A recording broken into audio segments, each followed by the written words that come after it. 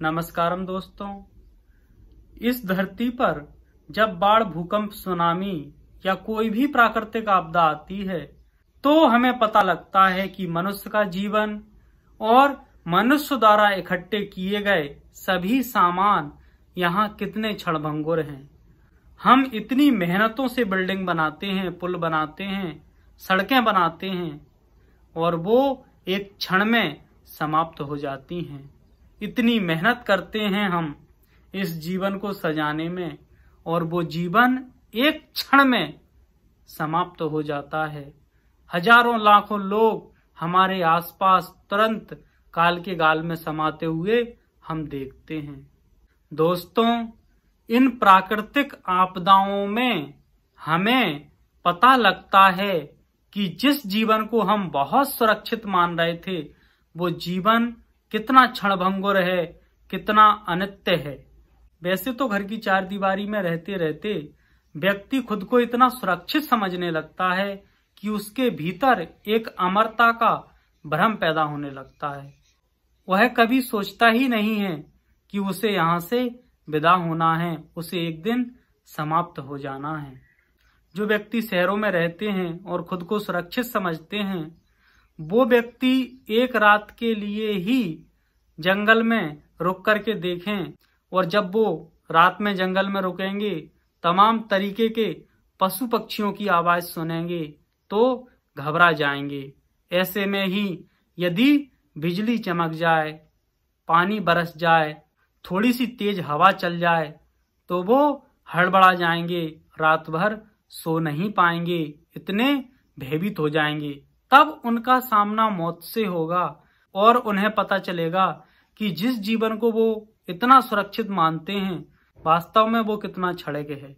यदि आप जंगल में ना जाएं तो आप जहां रहते हैं वहीं पर आप खुले में सो करके देख लें, तब भी आप रात में कई बार भयभीत हो जाएंगे और खुद को असुरक्षित पाएंगे।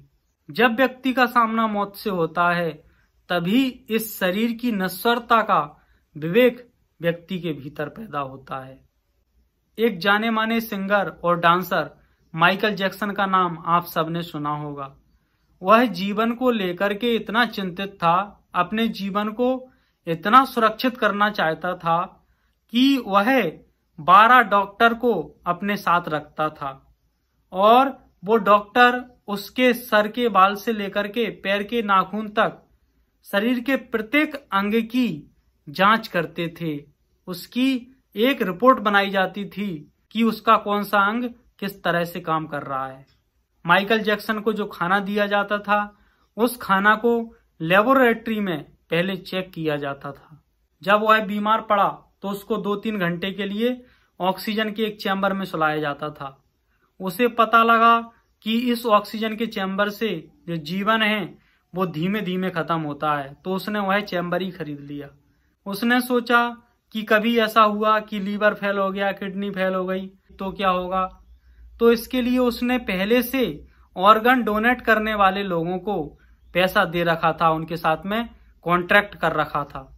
जैसे ही ये अंग फेल होते हैं तो तुरंत वो अंग बदल दिए जाएंगे। लेकिन दोस्तों फिर क्या होता है कि जो अपने जीवन को लेकर के इतना चिंतित था, सारी व्यवस्थाएं जिसने कर रखी थी, इतनी सुरक्षा जिसने ले रखी थी इस शरीर की, वो मात्र 50 साल की आयु में हार्ट अटैक से अपने प्राण छोड़ देता है। ना तो डॉक्टर्स काम आए और ना वो शरीर के अंग देने वाले काम आए और ना उसका पैसा काम आया। दोस्तों, उपनिषद का एक बहुत अच्छा सूत्र है, तेन त्यक्तेन भुंजी था, मतलब जो त्याग करते हैं वही भोग पाते हैं। दोस्तों, भारतीय संस्कृति, हमारे वेद शास्त्र ये नहीं कहते कि आप जीवन को जीना छोड़ दो। जीवन को तो हमें जीना है, लेकिन जीवन को इस बोध के साथ में जीना है कि यह शरीर अमर नहीं है, यह निरंतर समाप्त हो रहा है और एक दिन पूरी तरह समाप्त हो जाएगा। इसका मतलब ये भी नहीं है कि हम मृत्यु से भयभीत होकर के जिएं, हम मृत्यु को जान करके जिएं, हम मृत्यु के बोध में जिएं। और जब हम इस तरीके से मृत्यु के बोध में जीने लगेंगे तो हमारे भीतर एक ऐसा विवेक पैदा होगा जो हमें परम सत्य से परिचित कराएगा, हम क्या हैं, हमारे स्वरूप से परिचित कराएगा। लेकिन अभी तो हम इस हाड़ मांस के शरीर को ही खुद समझ बैठे हैं। यहाँ जो कुछ दिख रहा है, जो वस्तुएं हमने इकट्ठा कर रखी हैं, इन्हीं को सब कुछ समझ बैठे हैं।